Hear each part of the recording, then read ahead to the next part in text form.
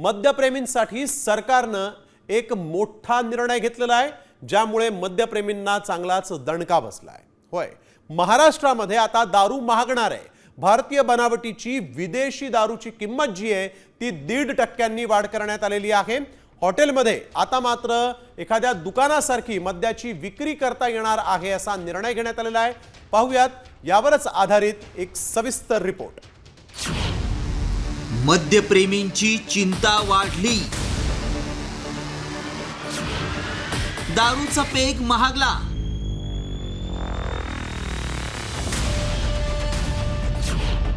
सरकारची मद्यप्रेमींच्या खिशाला कात्री। आता मद्यप्रेमींच्या खिशाला कात्री लागणार आहे, कारण राज्य सरकारनं महसूल वाढीसाठी थेट मद्याचे दर वाढवण्याचा निर्णय घेतलाय। हा निर्णय नेमका काय आहे पाहूयात। भारतीय बनावटीच्या विदेशी दारूच्या किमतीत 1.5% वाढ करण्यात आली आहे। हॉटेलमध्येही शॉपसारखी मद्याची विक्री करता येणार आहे। कराराद्वारे भाडेतत्वावर रेस्टॉरंटला विदेशी दारू विक्रीस परवानगी मिळेल। हॉटेल रेस्टॉरंटमधील दारू विक्रीवर 10 ते 15% अतिरिक्त शुल्क असेल। राज्य उत्पादन शुल्क विभागाच्या महसूल वाढीच्या दृष्टीने हा निर्णय घेण्यात आलाय।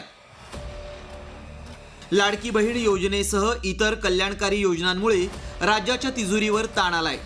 त्यातच राज्यावर 9,32,000 कोटींचं कर्ज आहे, तर वित्तीय तूट 1,10,000 कोटींवर गेली आहे। त्यामुळेच ही तूट भरून काढण्यासाठी दारूचे दर वाढवण्याचा निर्णय घेतल्याचं अजित पवारांनी म्हटलंय। रिसोर्सेस वाढवण्याच्या दृष्टिकोनातून काही निर्णय घेतले।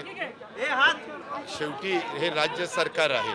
उद्याच्याला वेगवेगळ्या भागातलं कशातनं आपल्याला रिसोर्सेस वाढवता येतील त्याच्यामध्ये जरा त्याच्यावरचा टॅक्स वाढवलेला आहे। त्याच्यामध्ये एक्झॅक्ट माझ्याकडे आता मी कॅबिनेटमध्ये निर्णय घेऊन आलोय, मी त्याच्यामध्ये प्रेस नोट काढीन, परंतु तसं काही आणखी वेगळं काही केलं अशातला भाग नाही, पण काही त्याच्यामध्ये विक्रीचे दर वाढवले।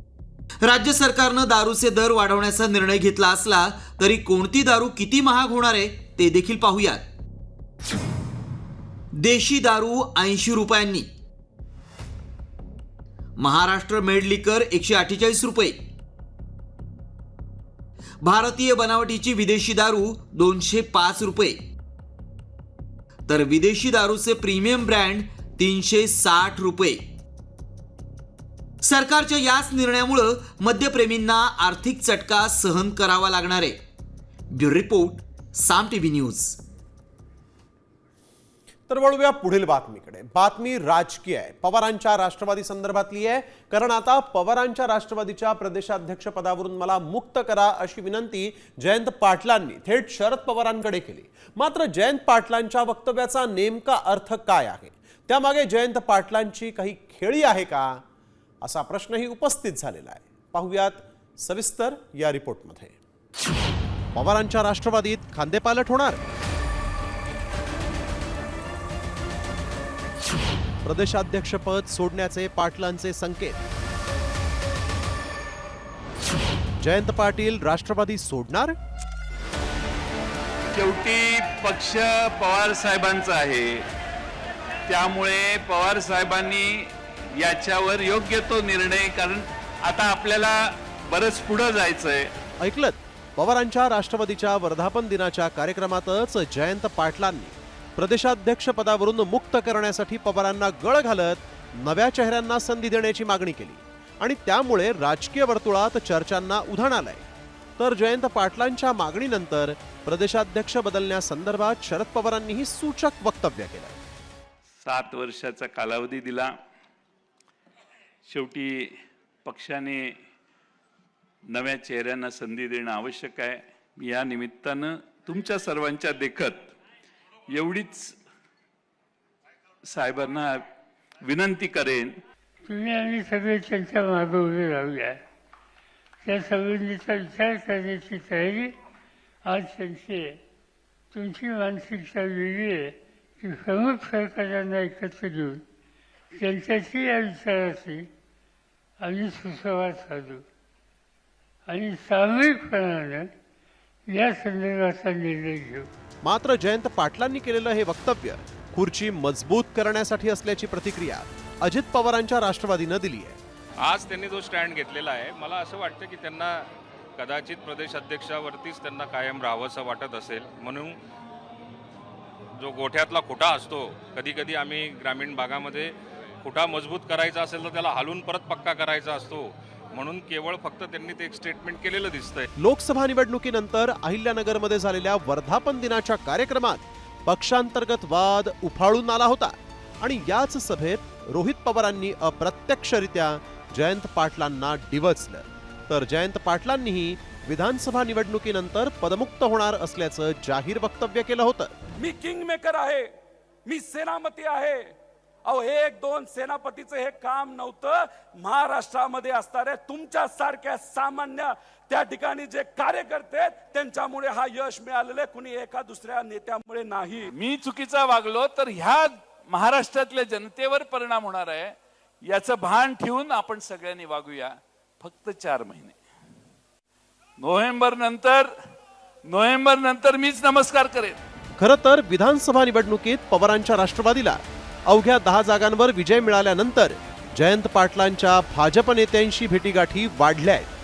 त्यातच आता जयंत पाटलांनी तरुणांना संधी देण्यासाठी मला पदमुक्त करा या विनंतीमागे खुर्ची मजबूत करण्यासाठीची रणनीती आहे की पक्ष सोडण्याचे संकेत, असा प्रश्न उपस्थित केला जातोय. सचिन जाधवसह ब्युरो रिपोर्ट, साम टीव्ही न्यूज, पुणे. तर जयंत पाटील यांनी आज हा मोठा स्फोट केला आणि त्यानंतर मात्र मुख्यमंत्री देवेंद्र फडणवीसांनी जयंत पाटलांच्या मनात दुसरं काय आहे हे समजून घ्यावं लागेल असं म्हटलेलं आहे. शरद पवारांनी मला सर्व जबाबदाऱ्यांमधून मुक्त करावं असं जयंत पाटलांनी म्हटलं आणि राजकीय वर्तुळात खळबळ माजली. परत जयंत पाटलांच्या मनात मला शिरावं लागेल आणि सगळ्या जबाबदाऱ्यातनं मुक्त करा असं ते जे म्हणाले, ते मुक्त करणारे असं माहिती असल्यामुळे म्हणाले की त्यांच्या मनात काही दुसरं आहे, हे सगळं समजून घ्यावं लागेल. तर पुण्यामध्ये राष्ट्रवादी शरदचंद्र पवार पक्षाचा वर्धापन दिन सोहळा पार पडला आणि यावेळेस राष्ट्रवादीमध्ये फूट पडेल असं वाटलं नव्हतं असं वक्तव्य शरद पवारांनी केलं. कोण पक्षातून गेलं तर त्याची चिंता करू नका, सत्ता येते नि जाते, त्याची काळजी नको, आपण पुन्हा सत्तेत येऊ असा विश्वास शरद पवारांनी कार्यकर्त्यांना दिला आहे. पक्षामध्ये फूट पडली, फूट पडावी असं कधी आपल्याला वाटत नव्हतं, पडली. काही विचाराच्या संबंधी अंतर झालं आणि त्यामुळे ही फूट वाढली. मी काही त्याच्या संबंधी अधिक भाष्य करू इच्छित नाही. फुटीची चिंता करणं, कोण आले कोण गेले त्याच्याबद्दलची चिंता करू नका. आपण एकसंध राहिलो आणि जनतेच्या वरची बांधिलकी ही कायम ठेवली तर काही अडचणी. तर यशवंतराव चव्हाणांचे विचार घेऊन राष्ट्रवादी काँग्रेस पक्ष पुन्हा एकदा भरारी घेईल, लढेंगे और जितेंगे असा विश्वास यावेळेस राष्ट्रवादी काँग्रेस पक्षाच्या खासदार सुप्रिया सुळेंनी व्यक्त केलेला आहे आणि यानंतर अजित पवारांसोबत जाणार नसल्याचे स्पष्ट संकेतच सुप्रिया सुळे यांनी दिले असं म्हटलं जात आहे. राष्ट्रवादी काँग्रेसच्या वर्धापन दिनाच्या कार्यक्रमामध्ये त्या बोलत होत्या.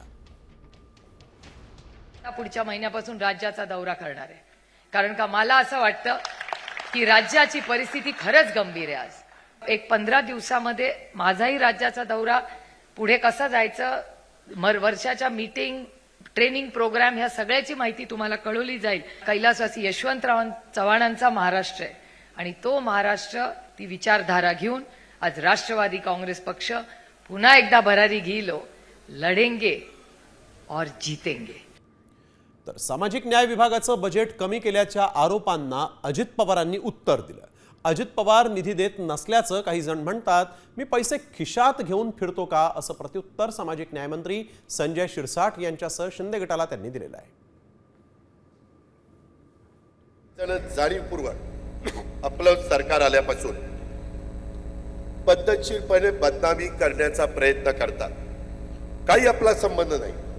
काहींनी काय स्टेटमेंट केलं की सामाजिक न्याय विभागावर अन्याय केला, अजित पवारांनी बजेट कमी केलं. कधी कधी काही जण बातम्या सोडतात की अजित पवार पैसे सोडत नाही. अरे पैसे सोडत नाही काय, माझ्या खिशात पैसे घेऊन बसलोय. तर वळूया पुढील बातमीकडे. नितेश राणे यांच्यावर केलेल्या टीकेनंतर भाजप खासदार नारायण राणे यांनी महाजन यांना धमकीवजा इशारा दिला. ज्यानंतर राणे विरुद्ध महाजन हा वाद चांगलाच पेटला. मात्र राणे आणि महाजन यांच्यात वादाची ठिणगी कधी पडली आणि नेमका हा वाद इतका विकोपाला का गेला, पाहूयात सविस्तर या स्पेशल रिपोर्टमध्ये. राणेंकडून महाजनांना धमकी.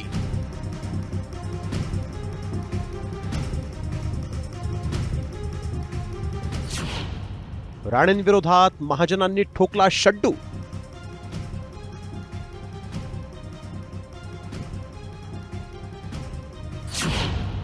राणे विरुद्ध महाजन, किसमें कितना है दम.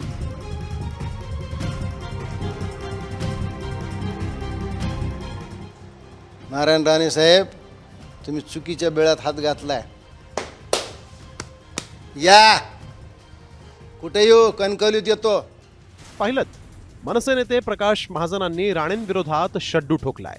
याला कारण ठरलंय नितेश राणेंनी ठाकरे बंधूंवर केलेली खोचक टीका. की आता आमचं कसं होणार, तेवढी मोठी ताकद आहे हो. एकाकडे 20 आमदार आहेत, दुसऱ्याकडे 0 आहे. बाप रे.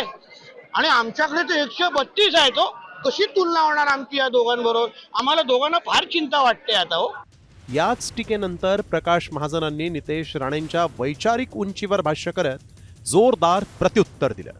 ज्यानंतर नितेश राणेंवरील टीका नारायण राणेंना खटकली आणि नारायण राणेंनी फेसबुकच्या माध्यमातून महाजनांना धमकीवजा इशारा देणारी पोस्ट केली. ज्यानंतर राणे विरुद्ध महाजन असा शाब्दिक वाद पेटला. त्यात राणे समर्थकांकडूनही महाजनांना धमकीचे फोन येऊ लागलेत. अरे रेकॉर्ड कर, तू रेकॉर्ड, तू साहेबांना उंची करणार. बोल ना, आवाज आता बोल. तू काय उंची काढतो, कुठे येऊ सांग, म्हणजे मी हा? अरे माझ्याबद्दल आम्ही मान तुला साहेबांची उंची करणार का? काय करतोस तू? तू वेळ सांग ना, काय इथे सांग मला तू. मला सांग. राणे समर्थकांकडून येणाऱ्या धमकीनंतर महाजनांनी जीवाचं बरं वाईट झालं तर राणेच जबाबदार राहतील असं म्हटलं. तर दुसरीकडे क्रांती मैदानात जाण्याचा इशारा देत महाजनांनी राणेंविरोधात दंड थोपटले. मी अशी कोणची भाषा वापरली की तुम्ही मला ही धमकी द्यायला? नारायण राणे साहेब, तुम्ही चुकीच्या बेळात हात घातलाय. या कुठे येऊ, कणकवलीत येतो. काय बोललो वाईट मी? माझ्या राज ठाकरेवर तुमची मुलं वाटेल त्या शब्दात टीका करतात. त्यावेळेस तुम्ही नाही सांगितलं तुमच्या मुलांना की भाषा नीट वापरा. अरे माननीय उद्धवजीवर काय बोलतात नितीश राणे? अरे उद्धव तुमच्या वयाचे आहेत ते. राज ठाकरेला काय म्हणतात तुम्ही? त्यांची ताकद नाही. दरम्यान संपलेल्या माणसांना संजीवनी द्यायची नाही अशा शब्दात नारायण राणेंनी प्रकाश महाजनांना उत्तर दिलं. त्यांच्यात काय दम आहे ते मी पाहिलंय अशी खोचक टीकाही राणेंनी केली. मला एक तर त्यांच्या कुठल्याही प्रश्नाला उत्तर द्यायचं नाही. मी त्यांना महत्त्व देत नाही. मी त्यांना अनेक वर्ष ओळखतो. संपलेल्या माणसांना मी परत संजीवनी द्यावी अशी मला वाटत नाही. त्यांना मी त्यांच्या प्रश्नाला मला उत्तर द्यायचं नाही. आणि त्यांची ती इच्छा आहे ना, ते जिथे असतील ना तिथे येऊ नका, मी पोचेन. बघूया, मी पोचेन. काय त्यांच्यात दम आहे ना तो मी पाहिन. दरम्यान राणे विरुद्ध महाजन वादात मनसे अध्यक्ष राज ठाकरे महाजनांची बाजू घेऊन राणेंना खडसावणार का, की कार्यकर्त्यांचा वाद म्हणून त्याकडे दुर्लक्ष करणार? याबरोबरच वरिष्ठ नेत्यांच्या मध्यस्थीनंतर हा वाद पेटत राहणार की थंड होणार, याकडेही राज्याचं लक्ष लागलंय. ब्युरो रिपोर्ट, साम टीव्ही न्यूज. तर एकीकडे आपण बघतोय नितेश राणे यांच्यावरून महाजन आणि नारायण राणेंमध्ये जुंपलेली आहे, तर दुसरीकडे नितेश राणेंचे आज मुख्यमंत्र्यांनीच कान टोचले. बाप काढणाऱ्या नितेश राणेंचं मुख्यमंत्री देवेंद्र फडणवीस यांनी त्यांच्यासोबत चर्चा केली आणि हे वक्तव्य चुकीचं आहे असं म्हटलंय. कोणाचाही बाप काढणं चुकीचं असल्याचं फडणवीसांनी आज जाहीरपणे सांगितलेलं आहे. मंत्री नितेश राणेंनी आमचा बाप मुख्यमंत्री मंत्रालयात बसलाय असं विधान केलं होतं आणि यावरून आज मंत्रिमंडळाच्या बैठकीत राजकीय घमासान झालं आणि त्यानंतर देवेंद्र फडणवीसांनी हे स्पष्टीकरण दिलेलं आहे. भारतीय जनता पक्षाच्या कार्यकर्त्यांनी नेहमी एक लक्षात ठेवावं की देशाचा पंतप्रधान हे भारतीय जनता पक्षाचे आहेत, राज्याचे मुख्यमंत्री हे भारतीय जनता पक्षाचे आहेत. म्हणून हे कितीही कोणी इकडे तिकडे नाचले, कोणी इकडे तिकडे अगर ताकद दाखवली, पण शेवटी सगळ्यांचा बाप म्हणून भारतीय जनता पक्षाचाच मुख्यमंत्री बसलाय हे प्रत्येकाने लक्षात ठेवा. म्हणून किती इकडे तिकडे मिळून दे, 4 दिवसाची चांदणी आहे. कोणाचाही बाप काढणं हे चुकीचं आहे. त्यामुळे मी देखील संबंधित मंत्र्यांशी चर्चा केलेली आहे. त्यांनी स्वतः सांगितलं की माझ्या बोलण्याचा तो अर्थ नव्हता. मी त्यांना सांगितलं तुमच्या मनात काही अर्थ असला तरी परसेप्शनमध्ये जो अर्थ जातो तो राजकारणात महत्त्वाचा असतो. त्यामुळे अशा प्रकारे बोलणं योग्य नाही आहे. त्यांनीही ते मान्य केलेलं आहे. तर वाघाचं कातडं पांघरून लांडगा कधीही वाघ होत नाही अशा शब्दात उपमुख्यमंत्री एकनाथ शिंदेंनी उद्धव ठाकरेंना टोला लगावला. ही शिवसेना हिंदुहृदय सम्राटांची आहे, टोमणे सम्राटांची नाही अशी टीका शिंदेंनी केली. तर शिंदेंनी केलेल्या टीकेचा खासदार संजय राऊत यांनी चांगलाच समाचार घेतलाय. मी देखील एक शेतकऱ्याचा मुलगा आहे. मी या राज्याचा मुख्यमंत्री, शाखा प्रमुख, नगरसेवक ते या राज्याचा मुख्यमंत्री झालो, ते देखील काही लोकांना अजून हजम होत नाही. वाघाचं कातडं पांघरून लांडगा वाघ होत नाही. त्याला हिंदुहृदय सम्राट बाळासाहेब ठाकरे यांचे विचारच लागतात. आणि ज्यांनी बाळासाहेबांचे विचार पायी तुडवले, बाळासाहेबांनी जे सांगितलं त्याच्या विरुद्ध केलं आणि त्याची परिस्थिती, त्याची प्रचिती आता येते आहे. राजा का बेटा राजा नहीं बनेगा, जो काम करेगा वो आगे बढ़ेगा. आता सांगलीचा ढाण्या वाघ खऱ्या जंगलात आलेला आहे. तुम्ही बाळासाहेबांचा मोदी, शहा, फडणवीस यांची बूट चाटणं जे महाराष्ट्राच्या मुळावर आलेले आहेत, हा बाळासाहेबांचा विचार आहे. महाराष्ट्र आणि मुंबई संकटात असताना, लुटली जात असताना, मराठी माणसाच्या स्वाभिमानाला रोज धक्का लावला जात असताना तुम्ही ही जी बूट चाटेगिरी करताय महाराष्ट्र द्रोह्यांची, हा बाळासाहेब ठाकरेंचा विचार आहे असं तर ज्या लोकांना वाटत असेल ते धन्य आहे. तर चंद्रहार पाटील यांनी वस्तादच नाही तर आखाडाही बदलला आणि थेट शिंदे गटामध्ये प्रवेश केला. त्यावरून संजय राऊत यांनी मात्र चंद्रहार पाटलांवर जोरदार टीका केली. राऊत नेमकं काय म्हणाले आणि चंद्रहार पाटलांनी साथ सोडल्यानं ठाकरे गटाला किती फटका बसणार आहे पाहूयात सविस्तर या स्पेशल रिपोर्टमध्ये. ठाकरेंचा चंद्रहार शिंदेंच्या गळ्यात, पहलवानानं टाकला ठाकरेंवर डाव, वस्तादानं दाखवला चंद्रहारला आरसा. लोकसभा निवडणुकीत ठाकरेंनी चंद्रहार पाटलांसाठी सांगलीचा आखाडा प्रतिष्ठेचा केला. इंडिया आघाडीत याच जागेवरून झालेला वाद हा थेट दिल्ली दरबारीही पोहोचला. ज्याच्यासाठी ठाकरेंनी मित्रपक्षांना अंगावर घेतलं, त्याच चंद्रहार पाटलांनी वर्षभरात ठाकरेंची साथ सोडत शिंदेंना साथ दिली. त्यामुळे चंद्रहार पाटलांसाठी वस्ताद बनून विरोधकांना अंगावर घेणाऱ्या संजय राऊतांनी चंद्रहार पाटलांच्या दारुण पराभवावर भाष्य करत त्यांना खोचक टोले हाणलेत. आता या चंद्रहार पाटलांना ते जरी पहलवान दिसत असले तरी ते कच्चं मडक आहे. त्याच्यासाठी शिवसेनेनं प्रतिष्ठेचा विषय केला. आम्ही सगळ्यांनी अशा माणसानं स्वार्थासाठी, बरं का, लाभासाठी बेईमान व्हावं, याला मी बेईमानी म्हणतो. खरं तर लोकसभा निवडणुकीपूर्वी चंद्रहार पाटील यांनी संजय राऊतांच्या माध्यमातून ठाकरे गटात प्रवेश केला आणि त्यानंतर ठाकरे गटानं जोर लावला आणि काँग्रेसची नाराजी पत्करून चंद्रहार पाटलांना उमेदवारी दिली. तर संजय राऊतांनी चंद्रहार पाटलांसाठी सभा घेत वातावरण तापवण्याचा प्रयत्न केला. मात्र त्याच डबल महाराष्ट्र केसरी चंद्रहार पाटलांनी शिंदे गटाचा धनुष्यबाण हाती घेतलाय. मात्र चंद्रहार पाटलांनी ठाकरे गटाची साथ सोडल्यानं शिवसेना ठाकरे गटाला किती फटका बसणार आहे त्यावरही एक नजर टाकूया. विटा जिल्हा परिषद गटात चंद्रहार पाटलांचं वर्चस्व. लोकसभा निवडणुकीत चंद्रहार पाटलांना 60,000 मतं. चंद्रहार पाटलांनी पक्ष सोडल्यानं सांगलीतही नवं नेतृत्व उभं करावं लागणार. विधानसभा निवडणुकीतही सातारा, सांगली, कोल्हापूरमध्ये मोठी पिछेहाट. संजय राऊत असं म्हणतायत की ज्या चंद्रहार पाटलांसाठी आम्ही मित्रपक्ष काँग्रेसच्या विरोधात गेलो, त्यांनीच पक्षप्रवेश केला, ते कच्चं मडकं निघालं, असं सगळं तुमच्यावरती टीका वगैरे सुरू झालेलं आहे. संजय राऊतांनी तुमच्यावरती टीका केलेली आहे. राऊत साहेब माझ्यासाठी आदरस्थानी आहेत, नेहमी राहणार. त्यांनी काही जरी मला बोलले तरी मी त्यांच्याविषयी काही बोलू शकत नाही. शिवसेनेच्या फुटीनंतर पश्चिम महाराष्ट्रात ठाकरे गटाकडे तुल्यबळ नेतेही शिल्लक राहिले नाहीत. त्यातच आता सांगली जिल्ह्यातील नामवंत मल्ल चंद्रहार पाटलांच्या पक्षांतरानंतर ठाकरे गट स्थानिक स्वराज्य संस्थांच्या निवडणुकीच्या तोंडावर नव्यानं कार्यकर्त्यांची बांधणी करून मुसंडी मारणार की चंद्रहार पाटलांना धोबी पछाड देऊन आपलं वर्चस्व पुन्हा प्रस्थापित करणार याकडे राज्याचं लक्ष लागलंय. सूरज मसूरकर सह ब्युरो रिपोर्ट, साम टीव्ही मराठी. तर राष्ट्रवादी काँग्रेस पक्षाचा 26वा वर्धापन दिनाचा कार्यक्रम झाला आणि शरद पवारांनी मोठी घोषणा केली. आगामी स्थानिक स्वराज्य संस्थांच्या निवडणुकीत 50% तिकीट महिलांना देणार असल्याचं त्यांनी यावेळेस जाहीर केलेलं आहे.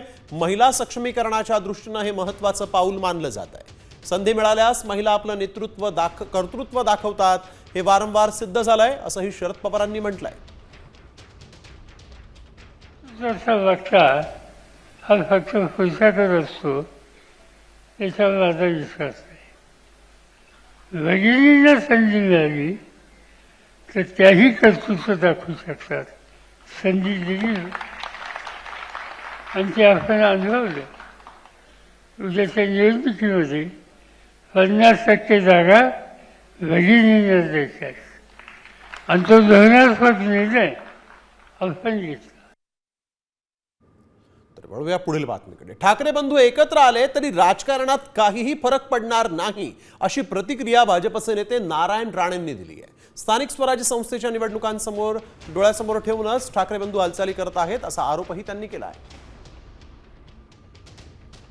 तर नारायण राणे यांनी ठाकरे बंधू यांच्या युतीवर यावेळेस भाष्य केलेलं आहे. निवडणुका डोळ्यापुढे ठेवूनच या हालचाली होत असल्याचं नारायण राणेंनी म्हटलं आहे. दोन्ही एकत्र येऊ द्या, चांगलं नांदून द्या, भविष्यात बंधू प्रेम लोकांना दाखवा, काय फरक पडणार नाही. आणि आता किती जरी आंदोलन अमुक तमुक जरी केली तर लोकांना माहिती आहे निवडणुका तोंडावर आल्यामुळे स्थानिक स्वराज्य संस्थेच्या हे हालचाल करतायत आणि त्यामुळे त्यांचं त्या राजकारणावरच सगळं उदरनिर्वाह अवलंबून आहे आणि त्यामुळे ही हालचाल चालली आहे. काही फरक पडत नाही कोणाला, कोणत्याही पक्षाला. तर लोकलमध्ये पडून होणारे मृत्यू रोखण्यासाठी मुंबई उपनगरीय रेल्वेने एक तुघलकी फरमान जारी केलं. आता सगळ्या लोकल्सला स्वयंचलित दरवाजे बसवण्यात येणार आहेत. मात्र हा निर्णय किती फोल आहे त्याची आज साम टीव्हीनं पोल खोल केली आहे. पाहूयात या रिपोर्टमध्ये. बंद दाराच्या लोकलची पोलखोल.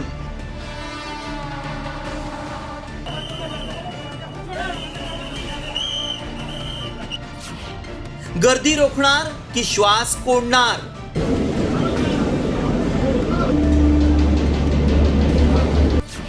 मुंबईकरांच्या माथी बंद दाराची लोकल.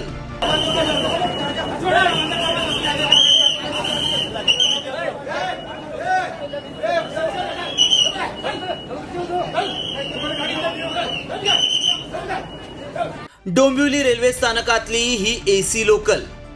गर्दी इतकी की प्रवासी साध्या लोकल प्रमाणे एसी लोकलच्या दरवाजात लटकतायत आणि गर्दीमुळे लोकलचे स्वयंचलित दरवाजे बंद होत नाहीयेत आणि गाडीही सुरू होत नाहीये.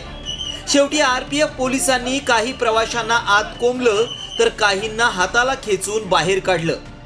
एसी ट्रेनची ही अवस्था असेल तर स्वयंचलित उपनगरी रेल्वे आली तर तिची काय परिस्थिती होईल याची कल्पना न केलेलीच बरी. दिवा मुंब्रा अपघातानंतर रेल्वे मंत्रालयानं दरवाजे बंद होणाऱ्या उपनगरी रेल्वे संबंधीचा काय पर्याय मांडलाय पाहूयात.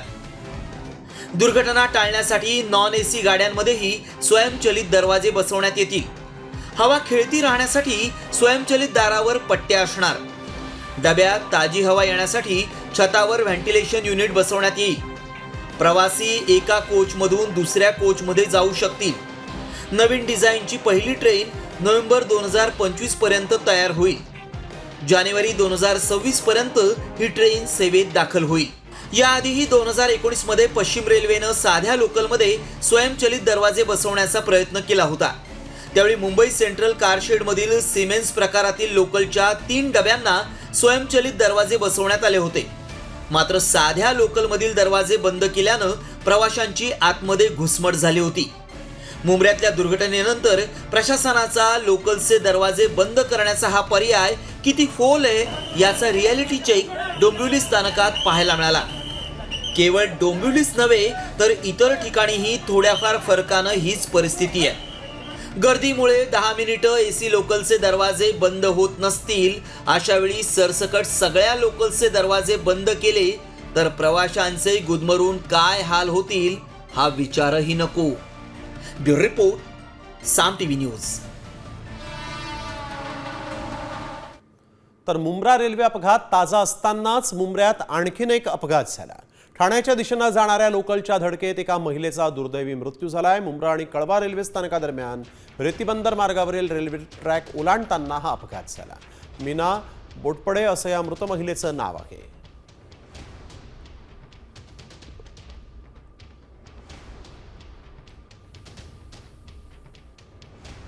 लोकलची धडक या महिलेला बसली आणि त्यामध्ये तिचा जागीच मृत्यू झाला आहे.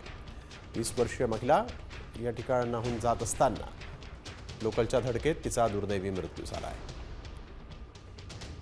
तर रेल्वे दुर्घटनेनंतर मुंबईतील गर्दी टाळण्यासाठी सरकारी कार्यालयाच्या वेळा बदलण्याचा विचार सुरू असल्याची माहिती मुख्यमंत्री देवेंद्र फडणवीस यांनी दिली. आणि यासोबतच भाडेवाढ न करता सर्व लोकल एसी करण्याचा प्रयत्न असून सार्वजनिक वाहतुकीची क्षमता वाढवण्याचा प्रयत्न करू असं आश्वासन मुख्यमंत्र्यांनी दिलेलं आहे.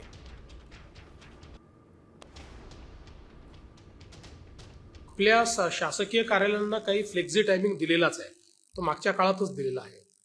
खाजगी आस्थापनांमध्ये तो करणं जरा कठीण जात आहे, कारण त्यांचे म्हणजे त्यांचे प्रॉफिट्स आणि सगळ्या गोष्टींचा विचार ते अधिक करतात. पण याच्यामध्ये अजून काही करता येईल का हा निश्चितपणे आपला प्रयत्न असेल. आणि दरम्यानच्या काळात पब्लिक ट्रान्सपोर्टचं इन्फ्रास्ट्रक्चर अजून किती वाढवता येईल हा प्रयत्न आम्ही करू. तर मुंब्रा रेल्वे दुर्घटनेवरून मनसे आता आक्रमक झाली. संतप्त मनसेच्या कार्यकर्त्यांनी ठाण्यातील गावदेवी मैदानापासून ते रेल्वे स्टेशनपर्यंत मोर्चा काढला आणि यावेळेस रेल्वे प्रशासनाविरोधात जोरदार घोषणाबाजी करण्यात आली.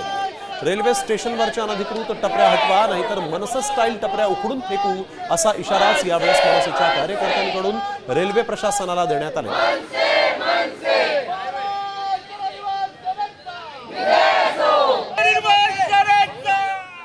हे स्टॉल हवेत कशाला?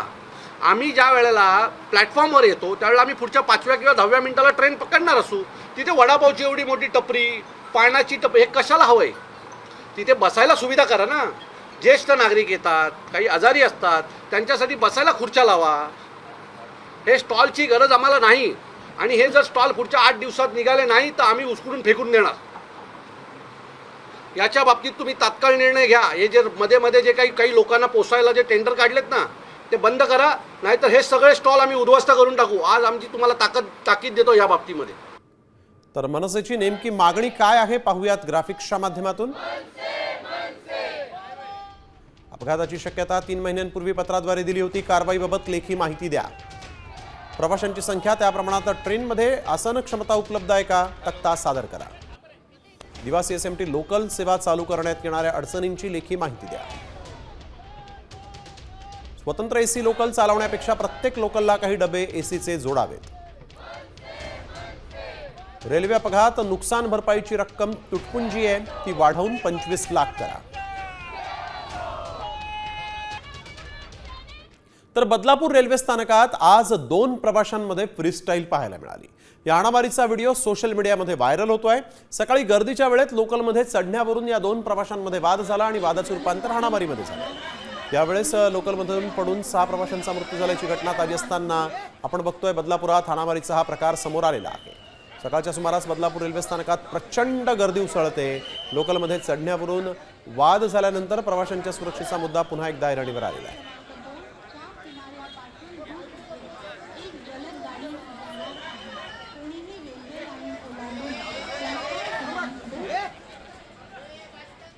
लाडक्या बहिणींसंदर्भात एक महत्त्वाची बातमी आहे. आयकर भरणाऱ्या बहिणींना आता 1500चा लाभ मिळणार नाही. प्राप्तिकर विभागाच्या अखत्यारीत असलेल्या केंद्रीय प्रत्यक्ष कर मंडळानं लाभार्थी महिलांची आपल्याकडील माहिती उपलब्ध करून देण्यास मान्यता दिलेली आहे. त्यामुळे महिला आणि बालविकास विभागाला लाडक्या बहिणींचं उत्पन्न कळणार आहे. सरकारनं योजना सुरू केली त्यावेळेस अर्जदार महिलेच्या कुटुंबाचं एकत्रित वार्षिक उत्पन्न 2.5 लाख रुपयांपेक्षा कमी असावं ही अट घातली होती.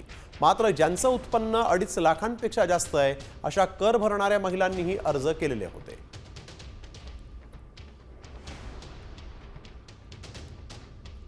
कोरोनाची रुग्णसंख्या ही दिवसेंदिवस वाढतीये. महाराष्ट्रात गेल्या 24 तासात 89 कोरोना रुग्णांची नोंद झाली आहे आणि यापैकी मुंबईमध्ये सर्वाधिक 89 रुग्ण असून पुणे 23 आणि पिंपरी चिंचवडमध्ये 9 रुग्ण सापडलेले आहेत. महाराष्ट्रात आता एकूण 615 सक्रिय रुग्ण आहेत.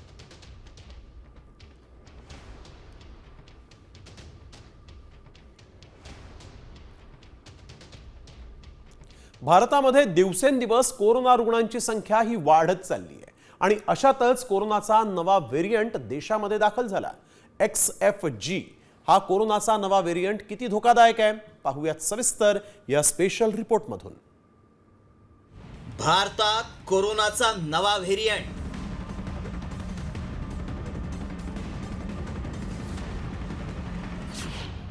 नव्या व्हेरियंटनं वाढवलं टेन्शन.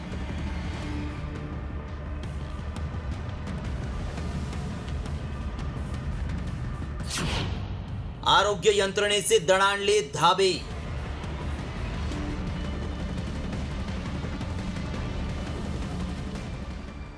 देशात पुन्हा एकदा कोरोनानं डोकं वर काढलंय. देशातील कोरोना रुग्णांची संख्या 6815 वर पोहोचली आहे. दिल्ली, झारखंड आणि केरळ या 3 राज्यांमध्ये 3 कोरोना रुग्णांचा मृत्यूही झालाय. त्यातच भारतात आता कोविडचा नवीन व्हेरियंट XFGचे 163 रुग्ण आढळले. कोरोनाचा हा नवा व्हेरियंट नागरिकांसाठी किती धोकादायक आहे पाहूयात. XFG व्हेरियंट हा ओमिक्रॉनचा उपप्रकार आहे. नव्या व्हेरियंटचा पहिला रुग्ण कॅनडामध्ये आढळलाय. XFG व्हेरियंटच्या विषाणूचा वेगानं प्रसार होतोय. XFG व्हेरियंटचा रोगप्रतिकारक शक्तींवर हल्ला होतोय. महाराष्ट्रात या व्हेरियंटची सर्वाधिक म्हणजे 89 रुग्णसंख्या आहे. आंध्र प्रदेश, मध्य प्रदेश आणि पश्चिम बंगालमध्ये प्रत्येकी 6 रुग्ण आहेत. XFGचे तामिळनाडूत 16, केरळमध्ये 15 तर गुजरातमध्ये 11 रुग्ण आहेत. आणि हा XFG याच्यामध्ये आक्रमकता जास्ती आहे, म्हणजे तो जास्तीत जास्त लोकांमध्ये पसरू शकतो. त्याप्रमाणे त्याची लक्षणंही दीर्घकाळ थोडीफार राहू शकतात, परंतु त्यामुळं कुठल्याही प्रकारचे गंभीर त्रास होत नाहीत. सामान्य सर्दी, खोकला अशा प्रकारचे त्रास याच्यामधून होतात. याच्यामध्ये मृत्यूदर अत्यंत अल्प आहे आणि त्यामुळे घाबरण्याचं काही कारण नाही. कोरोनाचा हा नवीन व्हेरियंट सौम्य आहे, मात्र त्याचे परिणाम गंभीर रुग्ण आणि कमकुवत प्रतिकारशक्ती असलेल्या रुग्णांवर होत आहेत. त्यामुळे मागील अनुभव लक्षात घेता राज्यातल्या अनेक शासकीय रुग्णालयांमध्ये कोरोना उपचाराचे विशेष कक्ष उभारण्यात आले. तरीही नव्या कोरोना व्हेरियंटला हलक्यात न घेता नागरिकांनी काळजी घ्यायला हवी, अन्यथा बेसावधपणा तुमच्यासाठी जीवघेणा ठरू शकतो. ब्युरो रिपोर्ट, साम टीव्ही न्यूज. घरामध्ये एसी वापरणाऱ्यांसाठी एक महत्त्वाची बातमी आहे. एअर कंडिशन वापरण्याच्या नियमामध्ये लवकरच बदल करण्यात येणार असल्याची माहिती केंद्रीय ऊर्जा मंत्री मनोहरलाल खट्टर यांनी दिली आहे. एसीचं तापमान किमान 20 ते कमाल 28 डिग्री सेल्सिअस पर्यंत करता येईल. सध्या एसीचं टेम्परेचर 16 ते 32 डिग्री पर्यंत करता येतं. ग्लोबल वॉर्मिंगच्या पार्श्वभूमीवर केंद्र सरकार हा निर्णय घेण्याच्या तयारीत आहे. एयर कंडीशंस की स्टैंडर्डाइजेशन, टेम्परेचर स्टैंडर्डाइजेशन, ये भी एक नया प्रयोग, नया एक प्रावधान ये किया जा रहा है. इसको बहुत जल्दी लागू करने जा रहे हैं. अब एसी का जो टेम्परेचर स्टैंडर्डाइजेशन है 20 डिग्री से 28 डिग्री रहेगा, यानी 20 डिग्री से नीचे हम उसकी कूलिंग नहीं कर सकेंगे और 28 डिग्री से ऊपर वार्मिंग नहीं कर सकेंगे। आणि आता आम्ही तुम्हाला दाखवणार आहोत 500च्या नोटांचा बेड। होय, तुम्हाला ऐकून आश्चर्य वाटलं असेल, मात्र हे अगदी खरं आहे। एका लाचखोर IAS अधिकाऱ्यानं आपल्या घरात चक्क 500च्या नोटांचा एक बेड तयार केल्याचं दिसलंय। व्यावसायिकाकडून 10 लाखांची लाच घेतल्याच्या आरोपाखाली त्याला अटक करण्यात आली आणि त्यानंतर त्याच्या घराची झाडाझडती घेतली असता 47 लाख रुपये सापडलेत। धीमान चकमा असं या IAS अधिकाऱ्याचं नाव आहे। ते ओडिशाच्या कालाहंडी जिल्ह्यातले धर्मगडचे उपजिल्हाधिकारी आहेत।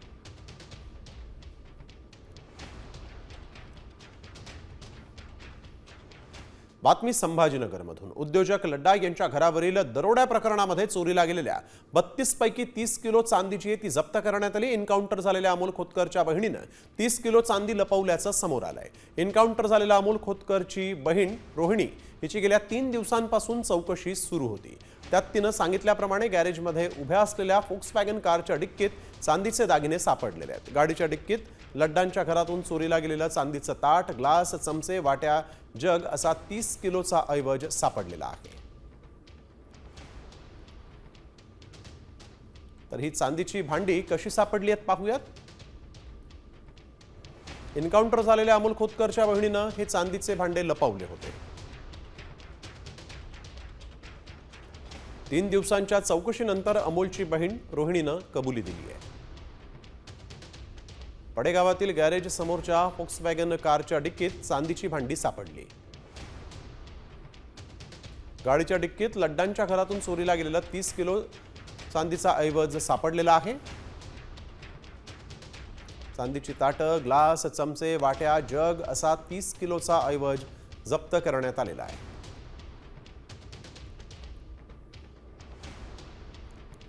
वळूया पुढील बातमीकडे। बीडच्या मस्साजोगचे सरपंच संतोष देशमुख यांच्या हत्या प्रकरणाला 6 महिने पूर्ण झाले। मात्र हत्या प्रकरणातील महत्त्वाचा आरोपी कृष्णा आंधळे अद्यापही मोकाटच आहे। त्याचा शोध घेण्यात बीड पोलिसांना अजूनही अपयशच आलेलं आहे। संतोष देशमुखांना मानुष मारहाण झाली त्यावेळेस आरोपी कृष्णा आंधळेनं मोक्कारपंथी ग्रुपवर व्हिडिओ कॉल केला होता। त्याचबरोबर व्हिडिओ देखील काढले होते।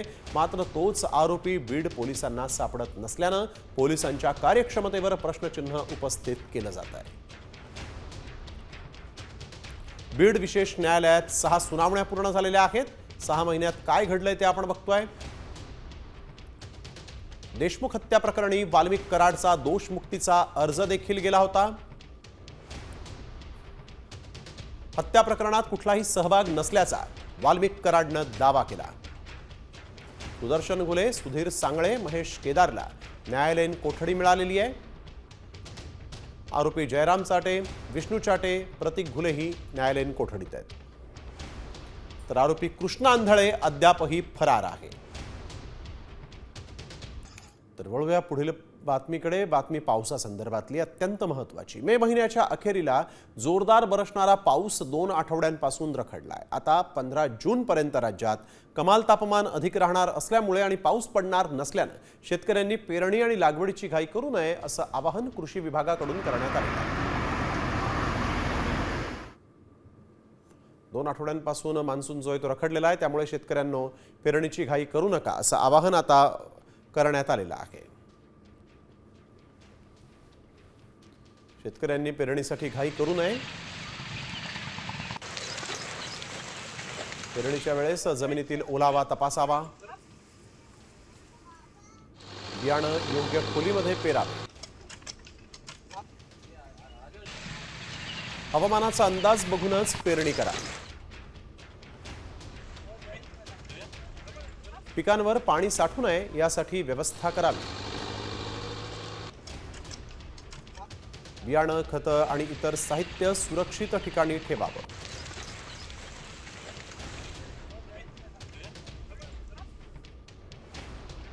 तर हिंगोली जिल्ह्यातील केळी उत्पादक शेतकऱ्यांना मुसळधार पावसाचा फटका बसलाय। कळमनुरी तालुक्यातील डोंगरकडा परिसरात केवळ एका तासात आलेल्या वादळी वाऱ्यानं शेकडो हेक्टरवरील केळीच्या बागा आडव्या झालेल्या आहेत। झालेलं नुकसान पाहून केळी उत्पादक शेतकरी राजू गावंडे यांना तर अश्रुअनावर झाले। त्याची बाग सगळी उद्ध्वस्त झाली, त्याच्यात काही उपयोग होणार नाही। कारण आता 1900 रुपयानं दिलं होतं मग त्याचं सगळं नुकसान झालं. आज 5% पैसे 3 लाख रुपये महिन्यावर होते, 15,000 रुपये महिना भरायलो. आज समजा मला रुपया भरायची ताकद नाही. शासनाचं 1 लाख रुपये कर्ज आहे माझ्यावर, बँकेचं क्रॉप लोन. आता कोठून भरणार? अजित पवार म्हणते की खर्च भरायचं नाही, 2 दिवसात भरा. कोठून भरणार आम्ही? असं झाल्यानंतर आम्ही काय करावं, काय आम्हाला काही कळेना आता. तर नांदेडमध्ये वादळी वाऱ्यासह मुसळधार असा पाऊस झालाय आणि या वादळी वाऱ्यानं केळीच्या सगळ्या बागा उद्ध्वस्त करून टाकल्या. त्यासोबतच फळबागांचं देखील मोठ्या प्रमाणात नुकसान झालेलं आहे. आता तोंडाशी आलेला घास या वादळी वाऱ्यानं हिरावलाय, त्यामुळे शेतकरी हतबल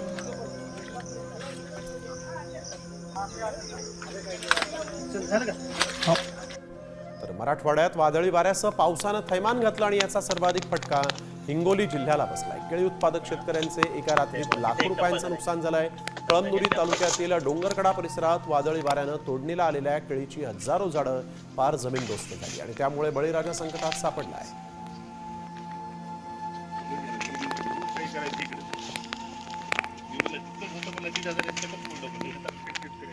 बीडमध्ये पाऊस आणि ढगाळ वातावरणामुळे कांदा सडलाय. कांद्याला भाव मिळत नसल्यानं शेतकरी आर्थिक संकटात सापडलाय. ढगाळ वातावरणामुळे जमिनीतील ओलावा वाढल्यानं कांद्याच्या साठवणुकीवरही परिणाम झाला. आधीच कांद्याला भाव नाही आणि आता दुष्काळात 13वा महिना अशी अवस्था शेतकऱ्यांची आहे.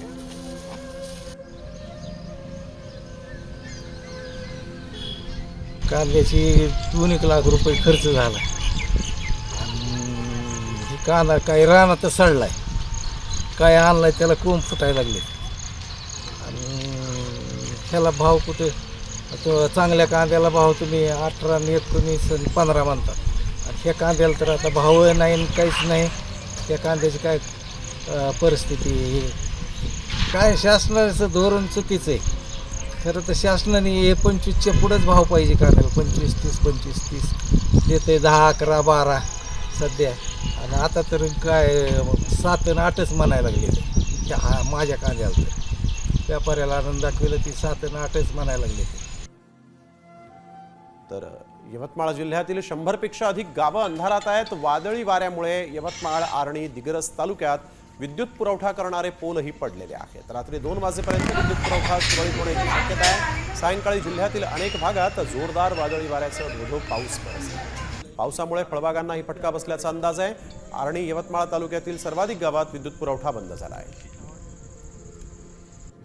तर बातमी मुंबईच्या गोरेगाव परिसरातून समोर आलेली एक धक्कादायक बातमी आपण बघतोय. कामाच्या ठिकाणी वेळेवर पोहोचण्यासाठी उबर टॅक्सी बाईक बुक करणं एका तरुणीला भलतंच महागात पडले. बाईक चालकानं तरुणीला गोरेगाव पूर्वेकडील IB पटेल रोडवर सोडल्यानंतर अश्लील शिव्या देत मारहाण केल्याचा प्रकार घडलेला आहे. भाजप कार्यकर्त्यांनी या तरुणीला मध्यस्थी करून सोडवलंय. मात्र संधीचा फायदा घेत उबर बाईक चालक जो आहे तो फरार झाला.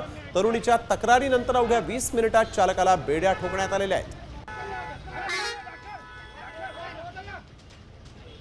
बाईक बुक करणं या तरुणीला महागात पडलेलं आहे. तरुणीला त्यानं शिवीगाळ केली होती, मारहाण केली होती आणि यानंतर भाजपच्या कार्यकर्त्यांनी मध्यस्थी करत या तरुणीची त्या इस्माच्या तावडीतून सुटका केली.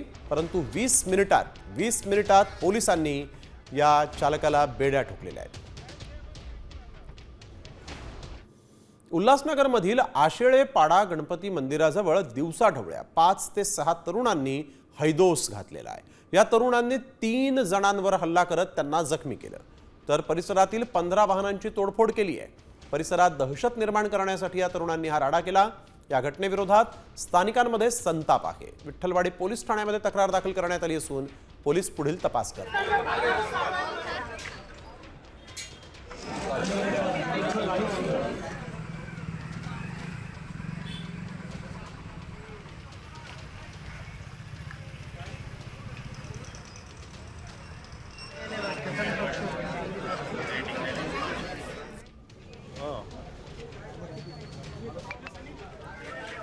नाशिकच्या येवला तालुक्यातील चिंचोडी इथं सामूहिक बांधाच्या वादावरून हाणामारीची घटना घडली आणि या प्रकरणी 8 जणांवर गुन्हा दाखल करण्यात आलेला आहे. अनिल घोडेराव यांच्या वडिलांच्या डोक्यामध्ये लोखंडी रॉडनं हल्ला केल्यामुळे यात ते जखमी झाले आणि त्यानंतर अनिल घोडेराव यांच्या तक्रारीवरून अरुण धिवर, भानुदास धिवर यांच्यासह इतर 6 जणांवर गुन्हा दाखल करण्यात आलेला आहे.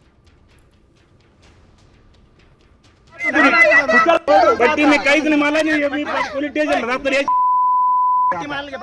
चला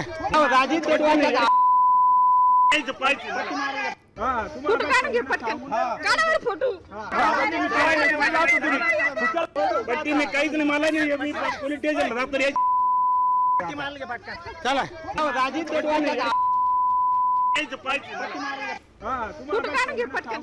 अमरावतीतल्या परतवाडा भागातील रमेश कॉलनीमध्ये एकावर जीवघेणा हल्ला करण्यात आलाय. लिंबाचं झाड कापल्यावरून झालेल्या वादानंतर ही मारामारीची घटना घडलेली आहे. तर ही मारहाणीची दृश्य जी आहेत ती सीसीटीव्ही मध्ये कैद झाली आहेत. या प्रकरणी 8 जणांच्या विरोधात परतवाडा पोलीस ठाण्यामध्ये तक्रार दाखल करण्यात आली. या घटनेनं परिसरामध्ये तणावाचं वातावरण होतं. वासनहे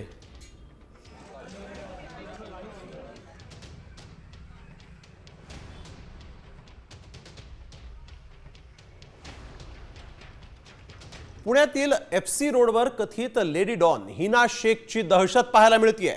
या महिलेनं रस्त्यावर व्यवसाय करणाऱ्या एका अल्पवयीन मुलाला केवळ हप्ता न दिल्यामुळे बेदम मारहाण केली आणि त्याचं सामान फेकून दिलेलं आहे आणि त्याचा व्हिडिओ जो आहे तो देखील आता समोर आला. विक्रीसाठी आणलेलं हे सगळं सामान या महिलेनं केवळ हप्ता न दिल्यामुळे फेकून दिलाय आणि या अल्पवयीन मुलाला बेदम मारहाण देखील केली. हा मुलगा विक्रीसाठी आणलेलं हे सामान वाचवण्याचा प्रयत्न करत असताना या महिलेनं त्याला मारलेलं आहे. त्याचं सामान फेकून दहशत माजवलेली. केवळ हप्ता न दिल्यामुळे या लेडी डॉनची दहशत सध्या पुण्यातल्या FC रोडवर आहे.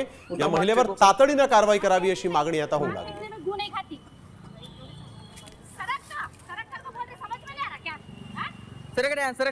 बातमी वारीची. त्र्यंबकेश्वरहून संतश्रेष्ठ निवृत्तीनाथ महाराजांची पालखी आणि दिंडी आज प्रस्थान झालेला आहे. टाळ मृदुंगाच्या गजरात पालखी पंढरीच्या दिशेने निघाली.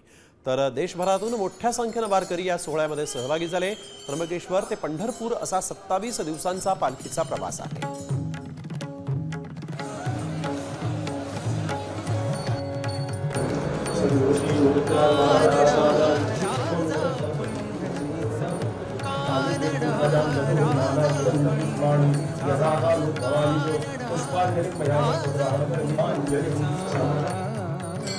दरम्यान त्र्यंबकेश्वरमध्ये निवृत्तीनाथ महाराजांच्या पादुकांना कुशावर्तावर स्नान घालण्यात आलेलं आहे. यानंतर आरती करण्यात आली आणि त्र्यंबकेश्वर राजाचं दर्शन झालं.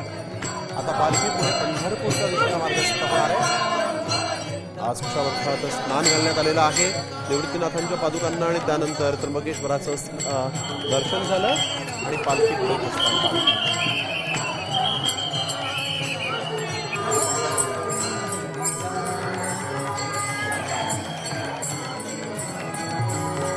आणि आता वेळ झाली आहे व्हायरल सत्याची. तुम्ही ATM मधून पैसे काढणार असाल तर वेळीच सावध व्हा. कारण ATM मध्ये व्हायरस घुसलाय असा दावा करण्यात आला आणि यामुळे ATM मधून पैसे काढता येणार नाहीत असा दावा करण्यात आल्यानं आम्ही या दाव्याची पडताळणी केली आणि त्यावेळेस काय सत्य समोर आलं पाहूया. आता ATM मधून पैसे निघणार नाहीत. पाकिस्तानच्या सायबर अटॅकमुळे ATM सेवा बंद.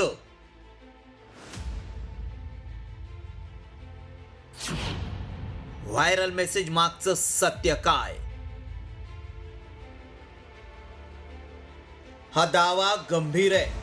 भारत पाकिस्तान युद्धावेळी एका व्हायरसनं सायबर अटॅक केल्यामुळं ATM मधून पैसे काढाल तर तुमच्याच खात्यातून पैसे गायब होऊ शकतात असा दावा करण्यात आलाय. या दाव्यामुळं सगळ्यांच्याच मनात भीती निर्माण झाली आहे. मग आता ATM मधून पैसे काढायचे की नाहीत असा प्रश्न उपस्थित झालाय. त्यामुळे याचं सत्य सांगणं गरजेचं आहे. त्याआधी व्हायरल मेसेजमध्ये नेमका काय दावा करण्यात आलाय पाहूया. ATM सेवा बंद होणार आहे. लवकरात लवकर पैसे काढून घ्या. भारत पाकिस्तान युद्ध सुरू असताना रॅन्समवेअर नावाच्या व्हायरसनं सायबर अटॅक केलाय. त्यामुळं काम सुरू आहे. ऑनलाईन ट्रान्झॅक्शन करू नका. डान्स ऑफ द हिलरी नावानं व्हिडिओ कॉल्स आल्यास उचलू नका. हा मेसेज व्हायरल होत असल्यानं याची सत्यता जाणून घेणं गरजेचं आहे. कारण आता शहरी भागातच नव्हे तर ग्रामीण भागातही मोठ्या प्रमाणात ATMचा वापर केला जातो. त्यामुळे याचं सत्य जाणून घेण्यासाठी आमच्या टीमनं एक्सपर्टकडून अधिक माहिती मिळवली. तसंच पाकिस्ताननं भारतातल्या ATMवर सायबर अटॅक केलाय का याची माहितीही आम्ही मिळवली. त्यावेळी काय सत्य समोर आलं पाहूयात. एटीएम बंद होणार हा दावा पूर्णपणे खोटा आहे. एटीएम वर कोणताही सायबर अटॅक झालेला नाही. एटीएम सेवा सुरूच असून व्यवहार सुरक्षित आहेत. लोकांची दिशाभूल करण्यासाठी मेसेज व्हायरल केला जातोय. त्यामुळे आमच्या पडताळणीत एटीएम मधून पैसे निघणार नाहीत हा दावा असत्य ठरलाय. असे मेसेज दिशाभूल करण्यासाठी व्हायरल केले जात असून त्यावर विश्वास ठेवू नका. ब्युरो रिपोर्ट, साम टीव्ही न्यूज.